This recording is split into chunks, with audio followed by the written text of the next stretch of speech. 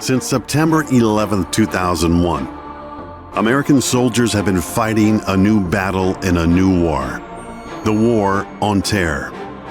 Like all wars, though, it takes a combination of technology, equipment, and training to take the fight to the enemy.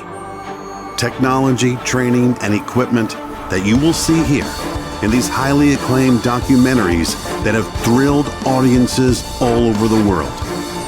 Over the years, these award-winning programs have revealed the countless untold stories of bravery and compassion that are symbolic of America's soldiers, sailors, airmen, Marines, firefighters, and first responders. These are powerful stories of initiative under fire, of technology advancing combat capabilities, of fear and courage, and the incredible emotions that underpin the life of our frontline forces. We are proud to present these original, digitally enhanced programs so that we will never forget the courage of those willing to put their own lives on the line to save ours. So, watch closely.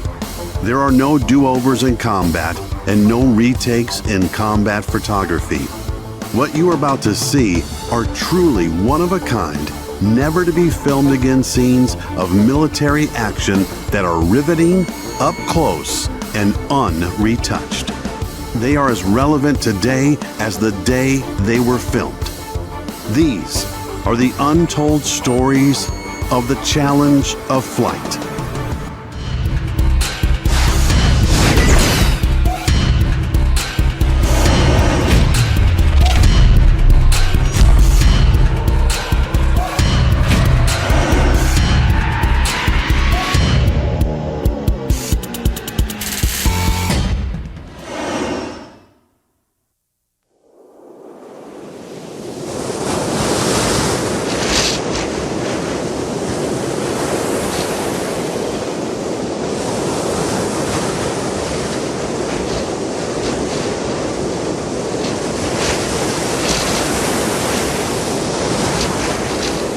At sea, your ship sails through waters deep enough to bury the Rocky Mountains.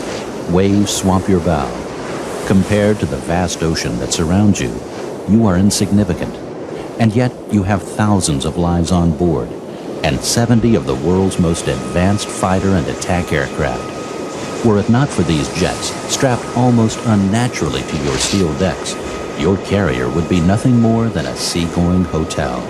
But they are there, and it is the job of the carrier and its crew to get them airborne and back home safely again.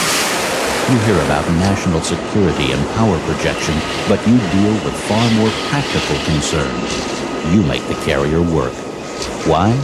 Because in the deep draft seas of blue water operations, if the carrier fails to support its jets, then for those pilots there's truly nowhere else to go.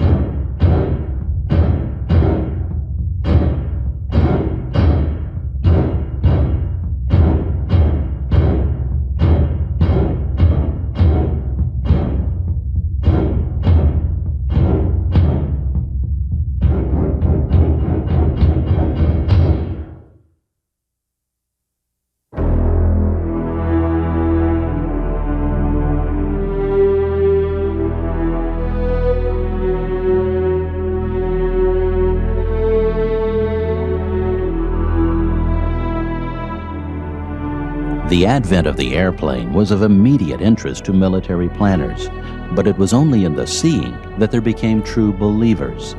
In demonstrations such as these, small, frail biplanes darting about on fabric wings made true on the promise that the airplane would be a valuable military asset.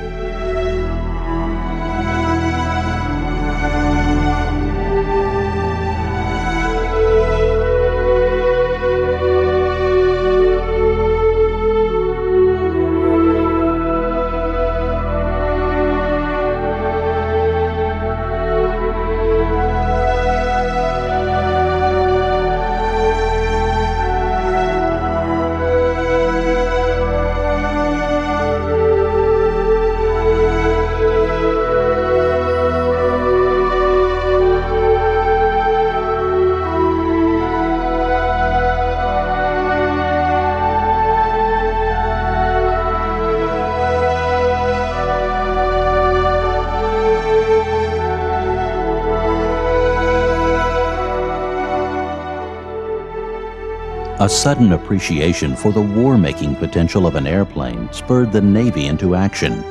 The objective? To fit ships with devices that could launch and recover aircraft while underway. Using the sea was easy enough for the recovery, but it was in the launching that problems arose. The first solutions consisted of platforms mounted across the gun turrets and variations on that theme.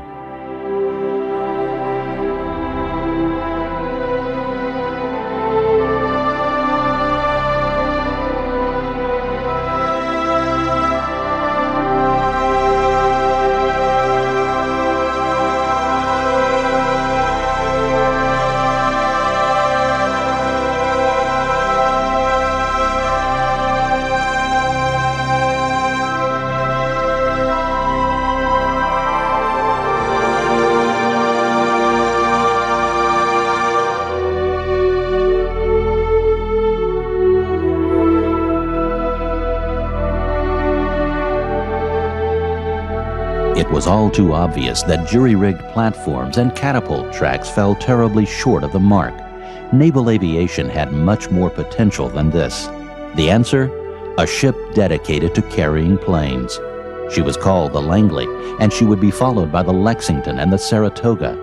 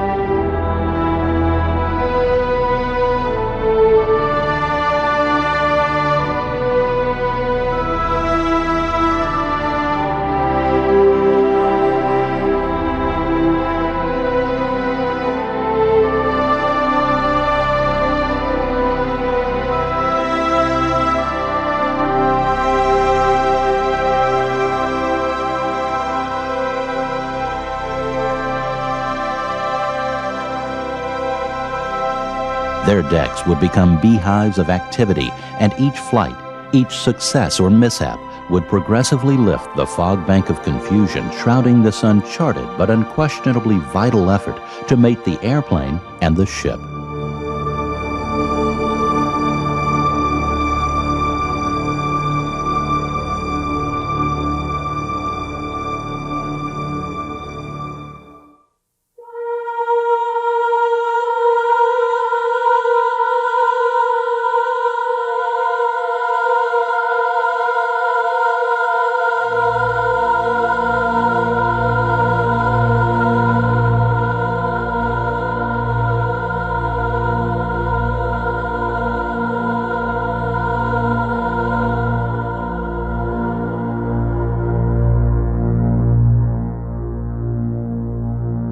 World War II brought carrier aviation to the front burner, and if anything became certain during World War II, it was this: in taking the war to the Pacific, no military asset packed more firepower than the aircraft carrier.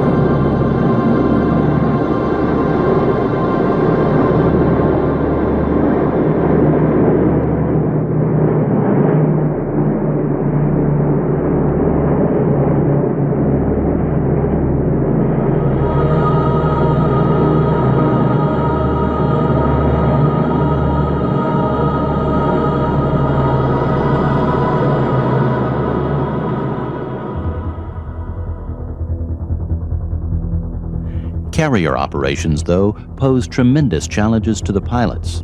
Until the late 1950s, there was only one flight deck design, and it was called the straight deck. A pilot landed aft, flying squarely into, but stopping short of, an intimidating wall of parked aircraft on the bow.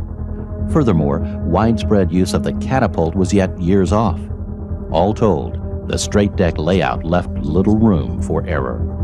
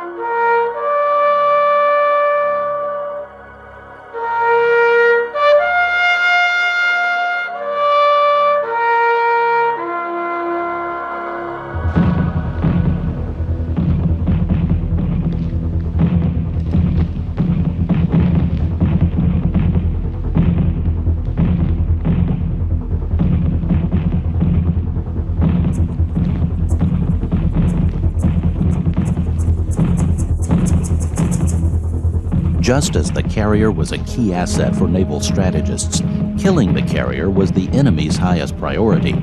Indeed, the carrier was so important that tragic extremes such as the kamikaze were devised to put them on the bottom.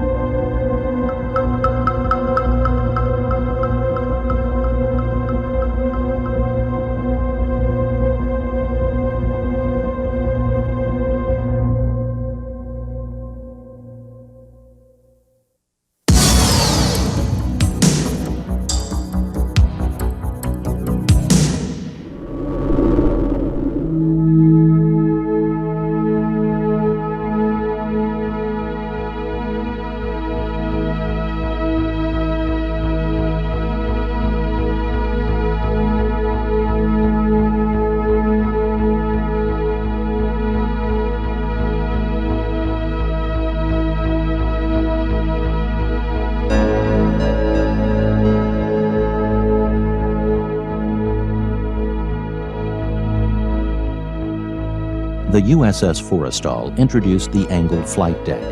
Few innovations have done more for naval aviation and the naval aviator than the angled flight deck. Finally, there was separation between the landing area and the parking and takeoff areas. No longer would pilots face rows of aircraft as they recovered aboard the ship. The new challenge was to adjust the landing pattern to hit a flight deck crabbing away from the aircraft's direction of flight. A small price to pay for a quantum leap in safety.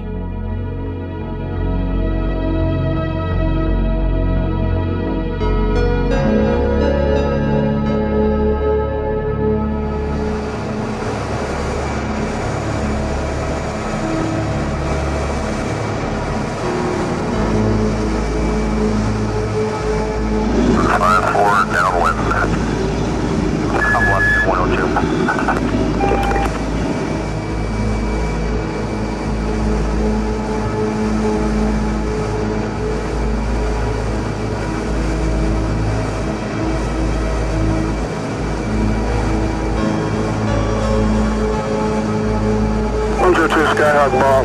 3.0 Echo 5. Roger, ball.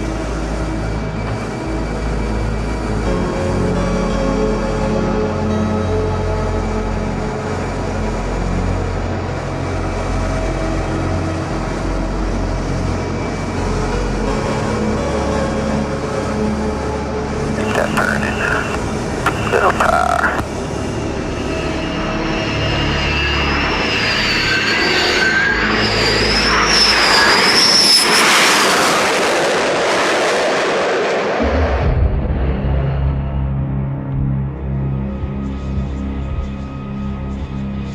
Despite a flight deck over 1,000 feet long, even a fleet carrier like the USS Nimitz is soon crowded with the aircraft she carries. Spotting an aircraft, day or night, is part art and part skill. Weaving through a seemingly impassable jam of crew and aircraft and bringing the nose gear to within inches of the deck edge all seems impossible to the distant observer. Survival for the flight deck personnel means keeping your head on a swivel, your hands close to your body, and your exposure on the deck limited to the absolute minimum.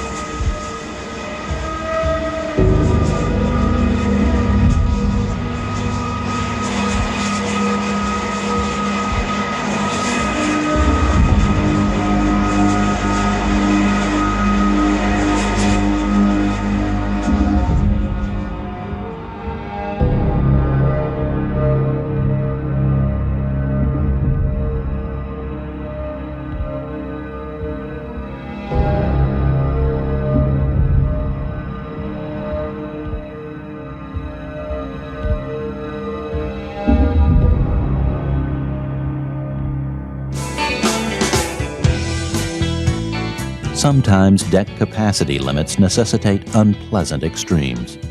As refugees streamed aboard during the evacuation of Vietnam, helo pilots had no choice but to dump their mounts into the sea. It is an unnatural thing to do, and often jumping out in flight was the only way to avoid the helo's rapid floundering.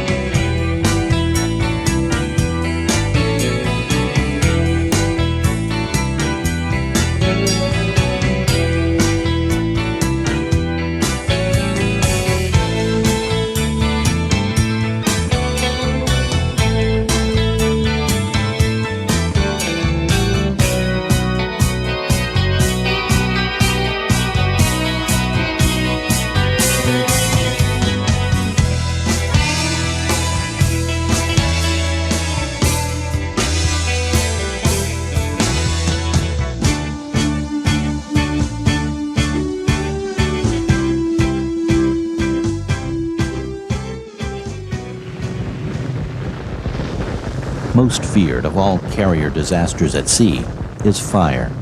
With over 750,000 gallons of aviation fuels, tons of ordnance in her magazines, large hangar decks below, and a full complement of fighters and bombers on top, the smallest fire can rage quickly out of control.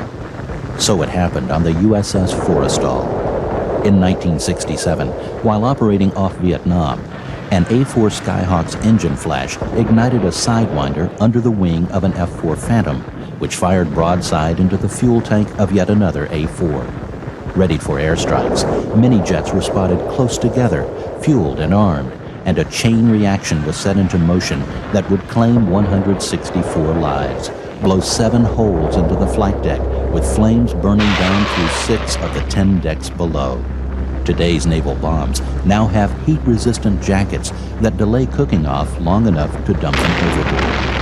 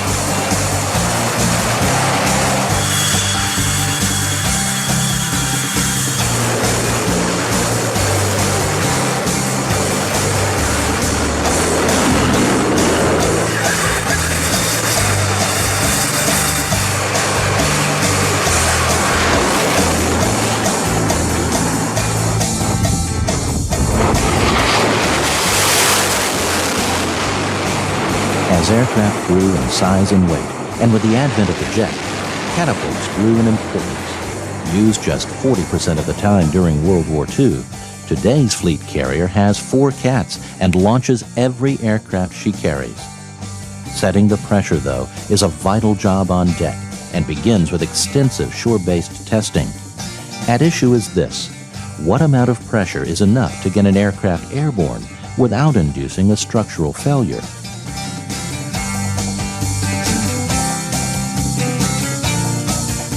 Attaching the aircraft to the cat has challenged developers for years. Depending on aircraft type and gear assembly, both bridles and shuttles were used. Each operated in a similar manner. A launch bar or bridle would connect the aircraft to the cat, and a holdback fitting would restrain the aircraft until the cat officer initiated the launch. Some aircraft launched with their nose wheel clear of the deck, while others adjusted downward into the shuttle.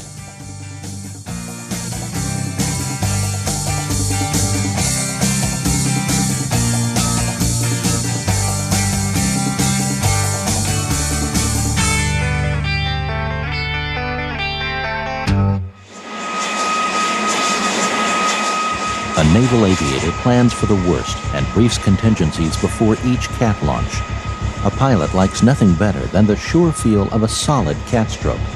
The alternative, a soft or cold cat, usually means a lost aircraft and a hot seat into the drink, which is just the first of a long list of potential problems during the launch.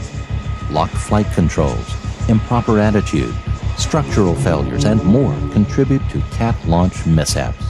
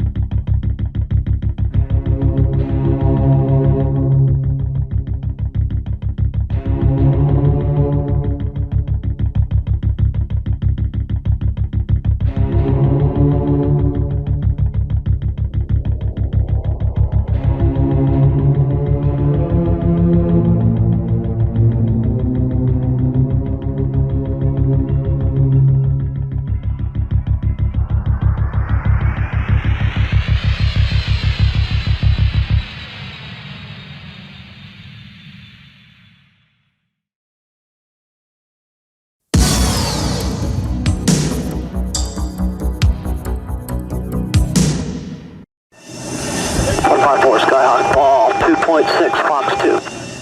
Roger, ball. A little flat.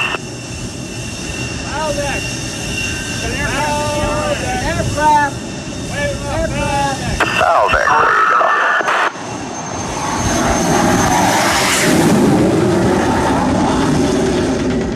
radar. The Landing Signal Officer, or LSO, part of the package that helps a pilot get on board the ship. Their experience as naval aviators and time and training as LSOs give them unusual authority over the approaching aircraft.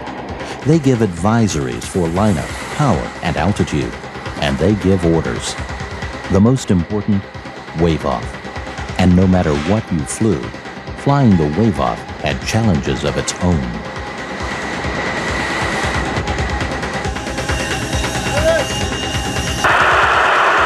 Little power. Little power.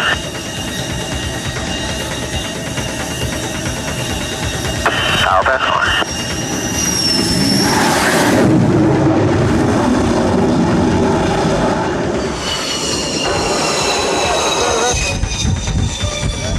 Over control, a little settle in the middle.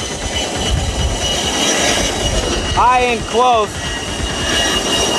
Head ramp, come down to land. Step that. Yeah. Aiding the pilot and the LSO is the meatball, an optical landing aid gyro-stabilized to provide accurate glide slope information. A centered meatball means you're in the fat of the glide slope. Blinking red lights indicate a wave off.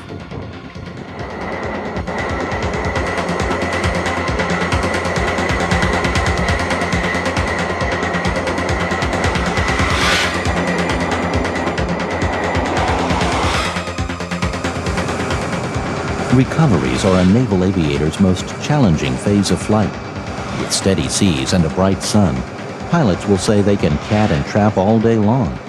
Add, though, an in-flight emergency, mechanicals, blown gear, pitching decks, or low fuel states with no diverts, and the recovery becomes a test of confidence, skill, and nerves.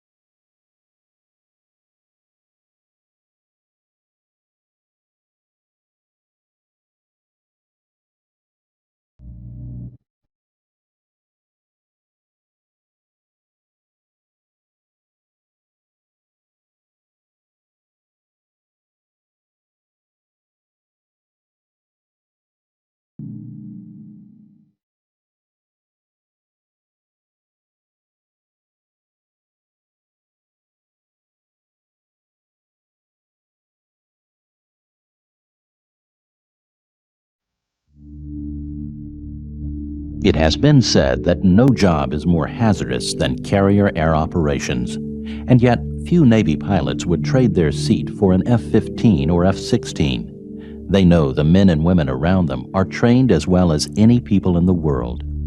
Trained and steeped in the knowledge that they must do their jobs well, because steaming across the vast expanse of the ocean, for this challenge of flight, there's nowhere else to go.